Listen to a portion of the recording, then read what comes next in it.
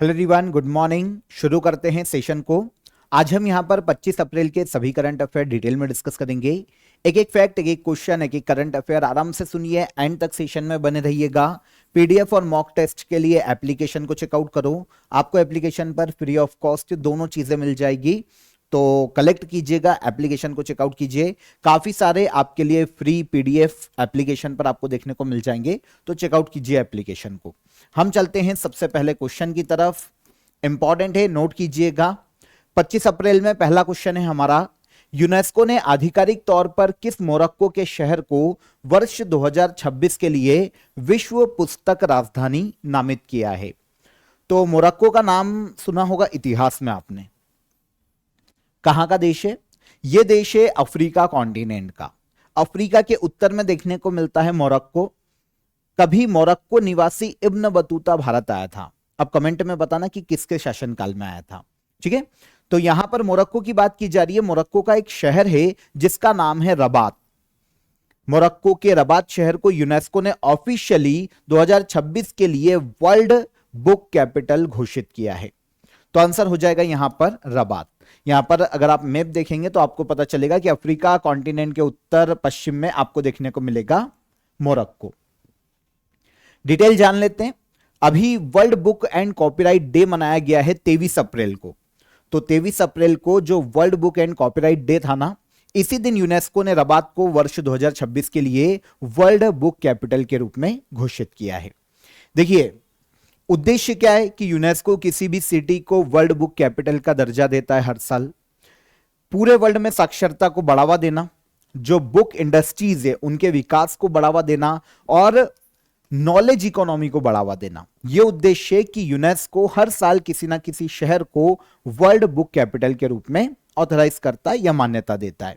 देखिए, माराकेश ये एक शहर है मोरक्को का। वैसे तो ये काफी समय से मोरक्को का एक कल्चरल सेंटर रहा है, लेकिन अब रबात को ग्लोबल लेवल पर एक बुक कैपिटल के रूप में या फिर एक साहित्य कैपिटल के रूप में प्रमोट किया जा रहा है मोरक्को के द्वारा। और इसी क्रम में अब यूनेस्को ने भी मोरक्को के रबात शहर को वर्ल्ड बुक कैपिटल के रूप में मान्यता दी है।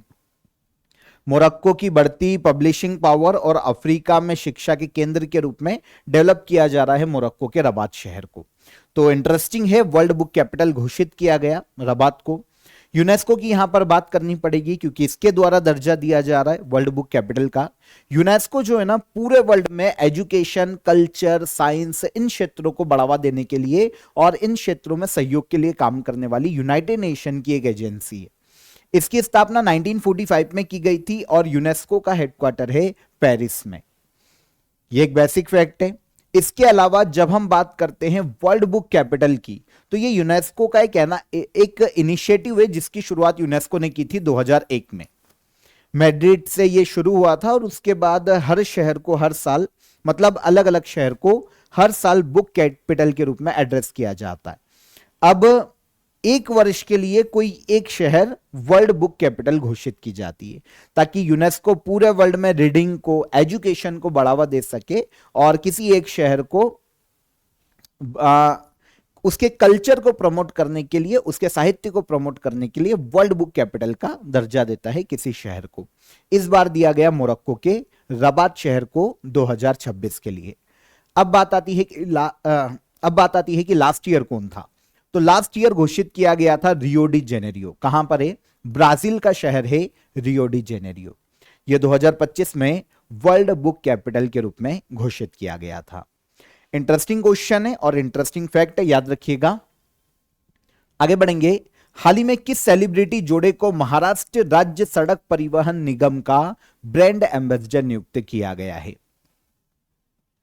Maharashtra state road transport corporation, इसके हाल ही में नए ब्रांड एम्बेसडर बनाए गए हैं रितेश देशमुख और जेनेलिया देशमुख। यह पहले जेनेलिया डिसूजा थी, अब ये पति पत्नी है। तो एक्टर है, आप सभी को पता है, और ये महाराष्ट्र से ही बिलोंग करते हैं। तो रितेश और जेनेलिया देशमुख को हाल ही में Maharashtra state road transport corporation ने अपना ब्रांड एम्बेसडर नियुक्त किया है। महाराष्ट्र में जो स्टेट रोड ट्रांसपोर्ट है उसको ये प्रमोट करते हुए दिखाई देंगे। स्पेशली देखिए, महाराष्ट्र में जो परिवहन सेक्टर है, जो स्टेट गवर्नमेंट का परिवहन कॉर्पोरेशन है, उसको बढ़ावा देना और राज्य में इस निगम की इमेज को सुधारना कि ये युवाओं के लिए और महिलाओं की सुरक्षा के लिए भी काम करता है, स्पेशली रोड ट्रांसपोर्ट में। तो इसीलिए अब इस चीज को प्रमोट करते हुए दिखाई देंगे रितेश देशमुख और जेनेलिया देशमुख। 5 साल तक ये प्रचार करेंगे। इसके लिए आपको पता है जो स्टेट ट्रांसपोर्ट है महाराष्ट्र का जिसकी हम बात कर रहे हैं, इसे वहां पर लाल परी के नाम से भी जाना जाता है, क्योंकि इनकी जो बसें होती है अधिकतर लाल कलर में आपको देखने को मिलेगी। तो ये महाराष्ट्र स्टेट और रोड ट्रांसपोर्ट कॉर्पोरेशन है, जिसके ब्रांड एम्बेसडर अगले 5 सालों के लिए बनाए गए जेनेलिया डिसूजा और रितेश देशमुख, या दोनों ही देशमुख है वर्तमान में। ओके, तो शादी कर चुके हैं, आप सभी को पता होगा उनके बारे में। Maharashtra state road transport corporation, ये महाराष्ट्र में इनकी जो पहली बार शुरुआत की गई थी ना 1948 में हुई थी, इनकी पहली बस शुरू हुई थी। ये एक पब्लिक बस ट्रांसपोर्ट सर्विस है। तो पहली बार पुणे से अहमदनगर के बीच में पहली सेवा शुरू हुई थी और अब तो लाइफलाइन जैसी काम करती है। महाराष्ट्र में जो बेस्ट की बसें हैं ये लाइफलाइन जैसी काम करती है। तो मुंबई में हेडक्वार्टर है Maharashtra state road transport corporation का। तो परिवहन मिनिस्ट्री जो महाराष्ट्र की ट्रांसपोर्ट मिनिस्ट्री है, इसके अंतर्गत ये कॉर्पोरेशन काम करता है। 5 साल के लिए ब्रांड एम्बेसडर रितेश और जेनेलिया। आगे, चौथे भारत अफ्रीका फोरम शिखर सम्मेलन 2026 का आयोजन कहां किया जाएगा? तो 4th India Africa forum summit, इसका आयोजन किया जाने वाला है इस साल भारत की राजधानी नई दिल्ली में। इंडिया और अफ्रीका के बीच में कॉर्पोरेशन को बढ़ाने के उद्देश्य से इसकी शुरुआत की गई थी। ओके, और इस साल 2026 में 31 मई 2026 को नई दिल्ली में यह आयोजित किया जाने वाला है। नई दिल्ली में एक तो इंडियन गवर्नमेंट और अफ्रीकन यूनियन कमीशन, ये दोनों के सहयोग से इंडिया अफ्रीका फोरम समिट नई दिल्ली में मई मंथ में नेक्स्ट मंथ आयोजित किया जाएगा। अभी ये सुर्खियों में इसलिए है क्योंकि भारत के जो फॉरेन मिनिस्टर हैं एस जयशंकर, इन्होंने इस समिट का लोगो, वेबसाइट और थीम को लॉन्च किया है नई दिल्ली में। वैसे तो किसी समिट की थीम नहीं पूछी जाती है, लेकिन अगर हम थीम देखें तो IA, इसमें एक है इंडिया और एक है Africa. IA spirit, India Africa strategic partner for innovation, resilience and inclusive transformation, यह थीम रखी गई है इस समिट की। अच्छा, आपके दिमाग में आएगा कि सर उद्देश्य क्या है समिट का, उद्देश्य क्या रखा गया है या फिर इसका आयोजन क्यों किया जाता है? तो इंडिया और अफ्रीका के बीच में कॉर्पोरेशन बढ़ाना, कॉर्पोरेशन बढ़ाना। अब किस सेक्टर में? तो defence, security, digital technology, economic corporation, है ना। तो इसके विकास के लिए हर सेक्टर में अफ्रीकी देश और इंडिया मिलकर काम कर सके, इसके लिए समय समय पर इस समिट का आयोजन किया जाता है और डिस्कशन किया जाता है इन सभी मुद्दों पर अफ्रीकी देशों और इंडिया के मध्य में। आपको पता है 50+ अफ्रीकी कंट्रीज यहां पर पार्टिसिपेट करते हैं। सबसे पहली बार इस समिट की शुरुआत 2008 में हुई थी। ये नॉर्मली क्या होता है कि 4-5 साल में आयोजित की जाती है, तो कंटिन्यू आयोजित नहीं की जाती है। 2008 में शुरू हुई थी, नई दिल्ली में पहली बार इसका आयोजन हुआ। फिर 2011 में आदिस अबाबा में इसका आयोजन किया गया। फिर इसका आयोजन 2015 में हुआ और अब फिर से नई दिल्ली में इसका आयोजन किया जा रहा है। 4th एडिशन है। तो किस मुद्दे पर बातचीत की जाती है? कैसे हम ट्रेड को बढ़ा सकें इंडिया और अफ्रीका के मध्य में, इन्वेस्टमेंट, कैपिटल बिल्डिंग, इनको कैसे बढ़ावा दिया जा सकता है अफ्रीकी पॉलिसी के लिए। जो भारत की अफ्रीकी पॉलिसी उसका एक महत्वपूर्ण हिस्से के रूप में देखा जाता है इस समिट को। तो इंडिया काफी काम करता है कि अफ्रीकी देशों के साथ हम कोलैब कर सकें और हम ट्रेड को बढ़ा सकें। तो इसीलिए अब 2026 में एक बार फिर से इसके 4th एडिशन का आयोजन किया जा रहा है। Easy offer of the day में आप सभी 100 आवर जीएस के कोर्स को ज्वाइन कर सकते हैं। काफी कमेंट आते हैं स्टूडेंट के, काफी मैसेजेस आते हैं क्रेजी जी के ट्रिक को कि सर हम मैथ्स तो कर लेते हैं, रीजनिंग हम हैंडल कर लेते हैं, इंग्लिश हैंडल कर लेते हैं, लेकिन जीएस को हम कहां से पढ़े? ये अनलिमिटेड है। वनडे एग्जाम में काफी मेंटली प्रेशराइज्ड करता है स्टूडेंट को। तो आप 100 आवर जीएस के कोर्स को ज्वाइन कर सकते हैं। जीएस के जितने भी सब्जेक्ट है, बहुत ही इजी ट्रिक, कॉन्सेप्ट के माध्यम से पूरे आपको यहां पर कवर करवाए गए हैं। तो ज्वाइन कीजिए, डिस्क्रिप्शन में मैं आपको इसकी लिंक दे दूंगा, वहां से आप इसे डायरेक्ट अवेल कर सकते हैं। ओके, कोई भी आपकी क्वेरी हो तो आप हेल्पलाइन नंबर पर कॉल कर लीजिए। आगे बढ़ें। 24 अप्रैल 2026 से शुरू हुआ थॉमस और उबेर कप निम्नलिखित में से किस खेल से संबंधित है? तो यहां पर दो खेलों की बात की जा रही है, थॉमस कप और उबेर कप। इसकी रिसेंटली शुरुआत की गई है, ये मई के शुरुआत में खत्म होंगे, तब हम रिजल्ट की बात करेंगे। लेकिन यहां पर क्वेश्चन एग्जाम में काफी बार पूछा गया है कि थॉमस कप और उबेर कप किस खेल से संबंधित है। तो ये दोनों ही बैडमिंटन के टूर्नामेंट है इंटरनेशनल लेवल पर। अब यहां पर भी इंटरेस्टिंग ये है कि जो थॉमस कप है ना, ये मेंस टूर्नामेंट है, मतलब मेंस बैडमिंटन टूर्नामेंट है। जब हम उबेर कप की बात करते हैं तो ये विमेन बैडमिंटन टूर्नामेंट है। थॉमस कप मेंस टीम यहां पर पार्टिसिपेट करती है, उबेर कप में विमेन्स टीम पार्टिसिपेट करती है। इंटरनेशनल लेवल पर 2 साल में एक बार इनका आयोजन किया जाता है, थॉमस कप और उबेर कप का। कंफ्यूज मत होइएगा, जो मेंस टीम होती है ना वो पार्टिसिपेट करती है। जैसे टूर्नामेंट में दुनिया की टॉप 16 पुरुष टीम और 16 विमेंस नेशनल टीमें यहां पर पार्टिसिपेट करती है और हर 2 साल में इसका आयोजन किया जाता है। रिसेंटली ये 24 अप्रैल को शुरू हुआ है, जब खत्म होगा तो हम इनके रिजल्ट की बात करेंगे। लेकिन इंडिविजुअली अगर हम देखें तो कि लास्ट बार कौन जीता था, तो उबेर कप ये मेंस बैडमिंटन टूर्नामेंट है, सॉरी उबेर कप की बात हो रही है ना, विमेन्स बैडमिंटन टूर्नामेंट है। 1957 में इसकी शुरुआत की गई थी और ये 31th एडिशन। ओके, इस बार उबेर कप 2024 की हम बात करते हैं तो चाइना विनर रहा था और चाइना का ये 16वां टाइटल था। किसका? उबेर कप का। ठीक है, वहीं पर हम थॉमस कप की बात करते हैं तो 1949 में इसकी शुरुआत हुई थी, 2024 में चाइना विनर रहा था। मतलब मेंस और विमेंस दोनों ही कैटेगरी में विनर कौन था लास्ट ईयर? चाइना था, थॉमस कप और उबेर कप में। ठीक है, इंडिया ने 2022 में पहली बार बैंकॉक में इंडोनेशिया को हराकर थॉमस कप जीता था। तो ये एक इंपॉर्टेंट फैक्ट है, इसको आप याद रखना, ये पूछा जा सकता है। तो दोनों में ही चाइना लास्ट ईयर 2024 में विनर था और अब 2026 में जब रिजल्ट आएगा तब हम बात करेंगे।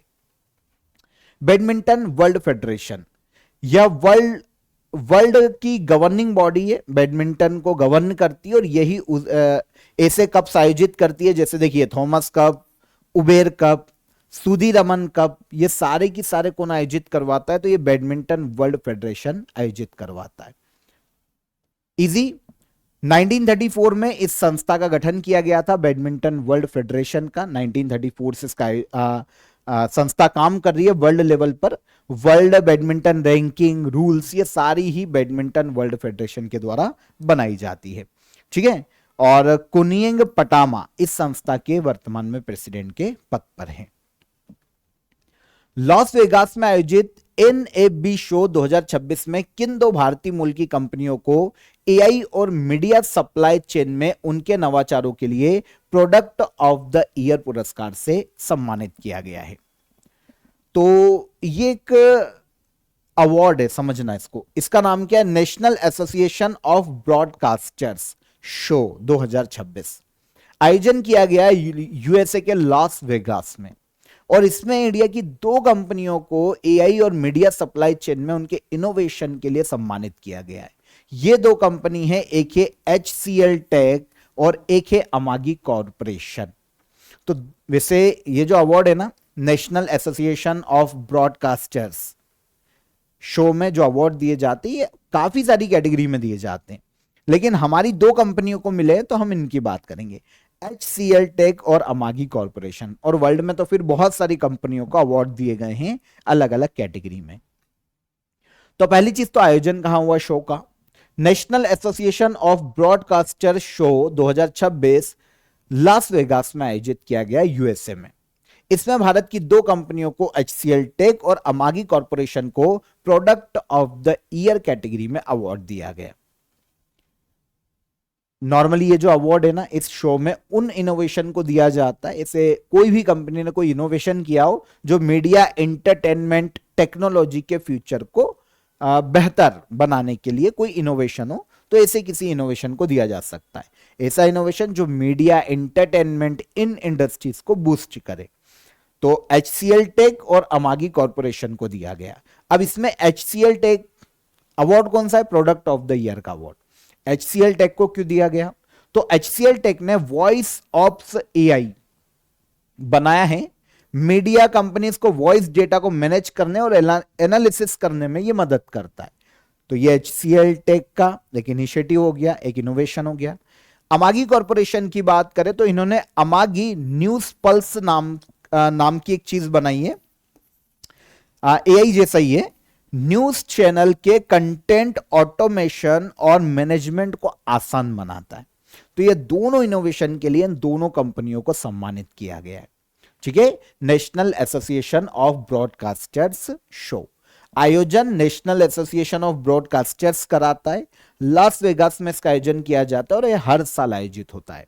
नई टेक्नोलॉजी इनोवेशन जो कि ब्रॉडकास्टिंग और इनको और सिंपल करे तो ऐसे किसी इनोवेशन का अवार्ड दिया जा सकता है। आगे बढ़ेंगे। कौन सा शहर जून 2027 में विश्व पैरा एथलेटिक्स चैंपियनशिप के 13वें संस्करण की मेजबानी करेगा?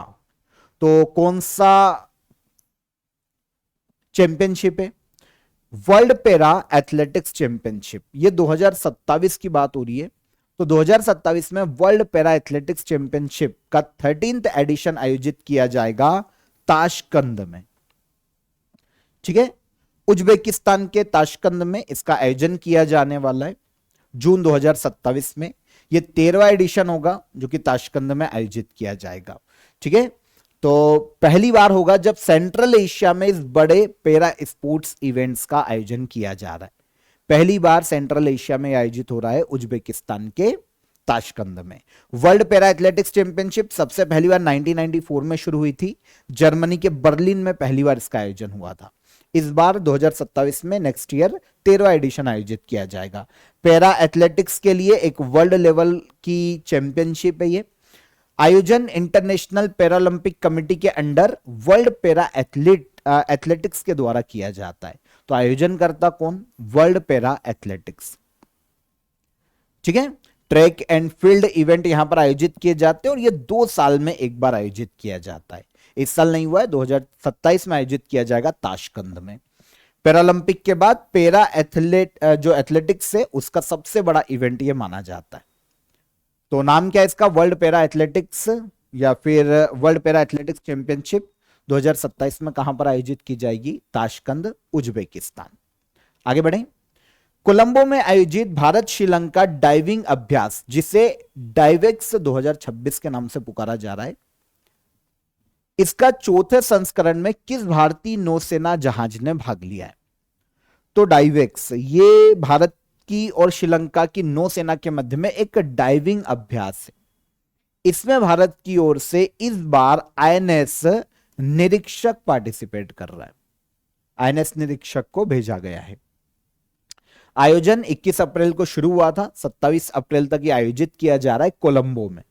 ठीक है, श्रीलंका के कोलंबो में डाइवेक्स एक डाइविंग एक्सरसाइज हम इसको बोल लें, डाइविंग अभ्यास बोल लें।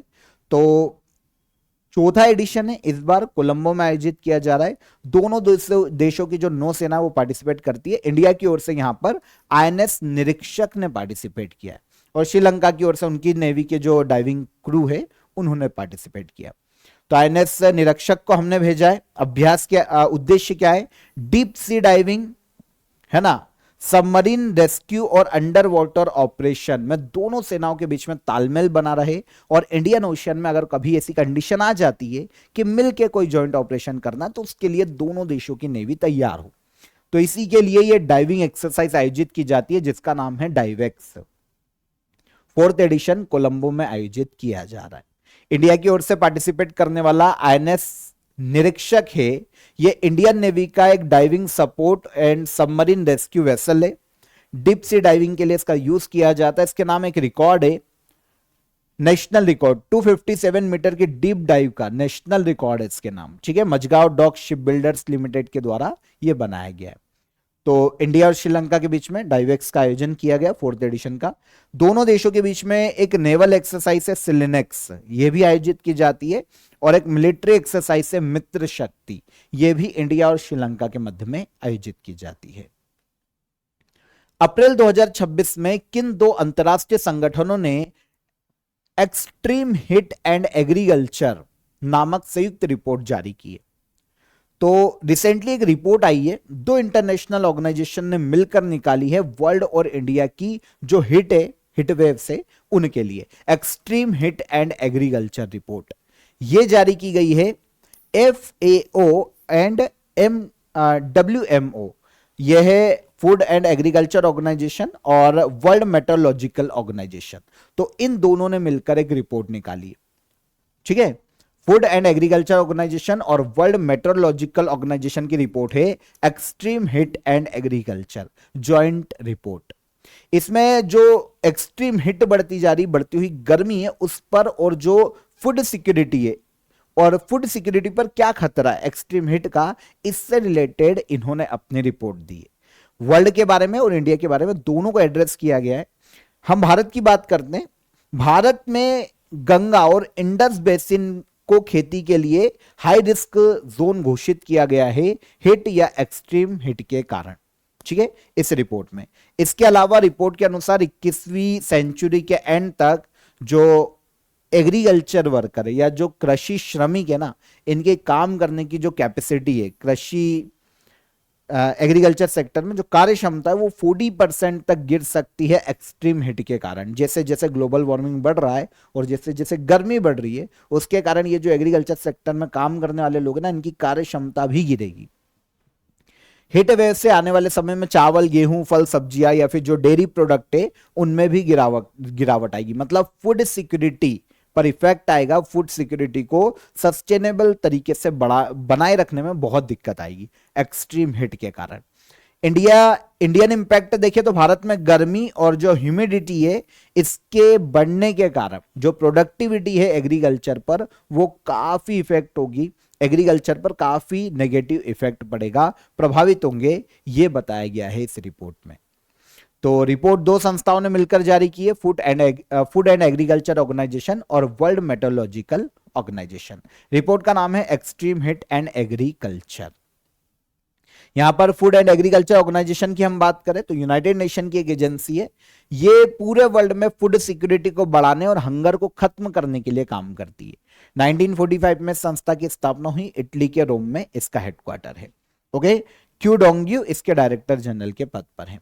और इसके अलावा वर्ल्ड मेट्रोलॉजिकल ऑर्गेनाइजेशन, ये संस्था पूरे वर्ल्ड में वेदर, क्लाइमेट है ना, वाटर सिक्योरिटी का डेटा एनालिसिस करती है और इस पर रिपोर्ट देती है। 1950 में इसकी स्थापना हुई थी। यूनाइटेड नेशन की ही एक एजेंसी है ये। जेनेवा स्विट्जरलैंड में इसका हेडक्वार्टर देखने को मिलता है। आगे चलेंगे। जनरल उपेंद्र द्विवेदी किस संस्थान में इंटरनेशनल हॉल ऑफ फेम में शामिल होने वाले तीसरे भारतीय सेना प्रमुख बन गए हैं? तो यूएसए का एक मिलिट्री कॉलेज है जिसका नाम है US army war college, Pennsylvania, USA में यह देखने को मिलता है। यहां पर इस संस्थान में इंटरनेशनल हॉल ऑफ फेम में शामिल होने वाले तीसरे सेना प्रमुख बने हैं भारत के general Upendra Dwivedi. International hall of fame में इनको शामिल किया गया है और यह सम्मान पाने वाले तीसरे इंडियन आर्मी के चीफ है। इनके पहले वीके सिंह को मार्च 2011 में इंटरनेशनल हॉल ऑफ फेम में शामिल किया गया था और विक्रम सिंह को दिसंबर 2013 में इंटरनेशनल हॉल ऑफ फेम में शामिल किया गया था यूएसए आर्मी वॉर कॉलेज के द्वारा। देखिए दुनिया में ये जो संस्थान है ना जिसकी हम कॉलेज की बात कर रहे हैं, पेंसिल्वेनिया में जो यूएसए में है, ये दुनिया के सबसे पुराने और सबसे बेहतरीन मिलिट्री लीडरशिप ट्रेनिंग इंस्टीट्यूशन में गिना जाता है। ट्रेन किया जाता है यहां पर, है ना, सीनियर मिलिट्री ऑफिसर्स को ट्रेनिंग देना, लीडरशिप ट्रेनिंग देना इस संस्था का मुख्य कार्य है। 1901 में यह स्थापित हुआ था। यूएसए में इसका हेडक्वार्टर है। यूएसए का ही कॉलेज है, ये वॉर कॉलेज है। अब इसके द्वारा जो इंटरनेशनल हॉल ऑफ फेम दिया जाता है ना, वो ऐसे किसी भी मिलिट्री लीडर को दिया जा सकता है जिन्होंने इंटरनेशनली मिलिट्री को ज्यादा इफेक्टिव बनाया हो या फिर इस सेक्टर में काम किया हो या फिर इसके लिए जाने जाते हो। तो ऐसे किसी मिलिट्री के प्रमुख को इंटरनेशनल हॉल ऑफ फेम दिया जा सकता है यूएस आर्मी वॉर कॉलेज के द्वारा। तो इस बार यह दिया गया उपेंद्र द्विवेदी को, भारत के आर्मी चीफ। आखिरी क्वेश्चन, वर्ल्ड मलेरिया डे हर साल कब मनाया जाता है? World malaria day. ये डे हर साल मनाया जाता है 25 अप्रैल को। मलेरिया, ठीक है, 25 अप्रैल को पूरे वर्ल्ड में मलेरिया डिसीज के प्रति लोगों को अवेयर करना, इसके बचाव के प्रति अवेयर करना, यह उद्देश्य है वर्ल्ड मलेरिया डे को मनाए जाने का। WHO के द्वारा 2007 में इसकी शुरुआत की गई थी। WHO का 2007 में जो 60वां वर्ल्ड हेल्थ असेंबली की बैठक थी, उसमें इसको पहली बार अनाउंस किया गया था और तब से यह हर साल 25 अप्रैल को आयोजित किया जा रहा है, मलेरिया के बारे में जागरूकता फैलाना और इसको खत्म करना। 2026 में driven to end malaria, now we can, now we must, यह थीम रखी गई है वर्ल्ड मलेरिया डे की। 25 अप्रैल को मनाया जाता है। मलेरिया के बारे में बेसिकली हमको यह पता होना चाहिए कि ये प्लाज्मोडियम है ना, जो परजीवी होता है को, जो जिसका वाहक नॉर्मली मच्छर होता है, उसके कारण ये फैलता है। एक पैरासिटिक डिसीज है जो कि प्लाज्मोडियम नाम के एक परजीवी के कारण फैलती है ना, और इसका वाहक जो है वो फीमेल एनोफ्लीज मच्छर होता है। तो फीमेल एनोफ्लीज मच्छर के काटने से ये फैलता है। और अगर इसके सिम्टम देखें तो मलेरिया के बारे में आपको पता है, तेज बुखार, जोड़ों में दर्द और हाई फीवर, जॉइंट पेन, खून की कमी होने लगती है। तो ये सारे इसके लक्षण है। आरबीसी तेजी से नष्ट होने लगता है मलेरिया में, और इसके कारण अगर समय पर इलाज नहीं मिले तो किसी भी पेशेंट की मृत्यु भी हो सकती है। तो इसके प्रति अवेयरनेस फैलाने के लिए वैक्सीन जो है ना, एक तो कुनेन, ये बहुत ही एग्जाम में पूछी जाती है, कुनेन किसके उपचार के लिए यूज की जाती है, तो कुनेन मलेरिया के उपचार के लिए यूज की जाती है, ठीक है।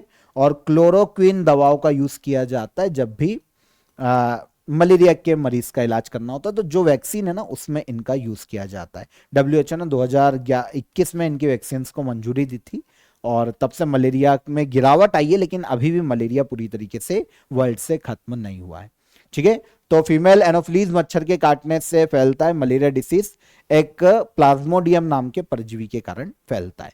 फीमेल मादा मच्छर जो है वो इसकी वाहक है। तो इजी, आगे चलते हैं। 25 अप्रैल के सभी करंट अफेयर हमारे क्लियर हो जाते हैं। अब हम लास्ट डे की करंट अफेयर को एक बार रिवाइज कर लेते हैं। गरिया पूजा त्योहार मुख्य रूप से किस राज्य में मनाया जाता है, तो यह मनाया जाता है कहां पर, त्रिपुरा में, ठीक है, त्रिपुरा। आंध्र प्रदेश हाईकोर्ट की पहली महिला मुख्य न्यायाधीश जस्टिस लीसा गिल अपॉइंट की गई। 24 अप्रैल को राष्ट्रीय पंचायती राज दिवस मनाया जाता है, यह इंडियन कॉन्स्टिट्यूशन के शेड्यूल 11 में उल्लेखित है। नांदेड़ला भास्कर राव का हाल ही में निधन हो गया, यह आंध्र प्रदेश के पूर्व मुख्यमंत्री रह चुके हैं। किस देश ने 1 जनवरी 2009 या उसके बाद जन्मे लोगों के लिए तंबाकू की खरीद पर आजीवन प्रतिबंध लगाने वाला कानून पारित किया, तो यह है यूनाइटेड किंगडम। विज्ञान जगत का ऑस्कर ऑफ साइंस कहा जाने वाला प्रतिष्ठित ब्रेक थ्रू प्राइज 2026 गणित की श्रेणी में किसे प्रदान किया गया, तो यह फ्रैंक मर्ले को दिया गया। सुप्रीम कोर्ट ने किस आर्टिकल के तहत सड़क सुरक्षा को नागरिकों का मौलिक अधिकार माना है, आर्टिकल 21 के तहत। अंबर की ग्लोबल इलेक्ट्रिसिटी रिव्यू 2026 रिपोर्ट के अनुसार 2025 में किस देश ने यूएसए को पीछे छोड़कर सबसे अधिक सोलर एनर्जी कैपेसिटी को ऐड किया है, तो यह हो जाएगा इंडिया। मूडीज रेटिंग ने उपभोक्ता मांग में कमी और वेस्ट एशिया कॉन्फ्लिक्ट के कारण फाइनेंशियल ईयर 2027 के लिए भारत की जीडीपी ग्रोथ का अनुमान 6.8 से घटाकर कितना कर दिया, तो यह हो जाएगा 6%। और online gaming authority of India को किस अधिनियम के तहत स्थापित किया गया, तो यह promotion and regulation of online gaming act 2025 के तहत स्थापित किया गया। तो ये सारे क्वेश्चन के कल के सेशन के हमारे आंसर रिवाइज हो गए। क्वेश्चन ऑफ द डे का आंसर, 49th समानांतर रेखा कनाडा और यूएसए के बीच में देखने को मिलती है। पंचायती राज सबसे पहली बार राजस्थान के नागौर से शुरू हुआ था, तो राजस्थान में लागू हुआ था। गौतम बुद्ध ने अपना पहला उपदेश दिया था सारनाथ में 5 ब्राह्मणों को, ठीक है। तो ये हो गए हमारे आंसर। अब आज के question of the day, Druzhba pipeline किस देश में स्थित है, नॉर्वे चेस टूर्नामेंट 2025 का खिताब किसने जीता, और जर्मनी के नए चांसलर कौन बने हैं। ये तीनों क्वेश्चन हमारे कमेंट में इनके आंसर कीजिएगा। सेशन पसंद आया हो तो लाइक और शेयर करके जाइए, और चैनल पर पहली बार आए हो तो चैनल को सब्सक्राइब कर लो। हम फिर मुलाकात करेंगे नेक्स्ट डे के करंट अफेयर में, तब तक अपना ख्याल रखिएगा। जय हिंद, जय भारत।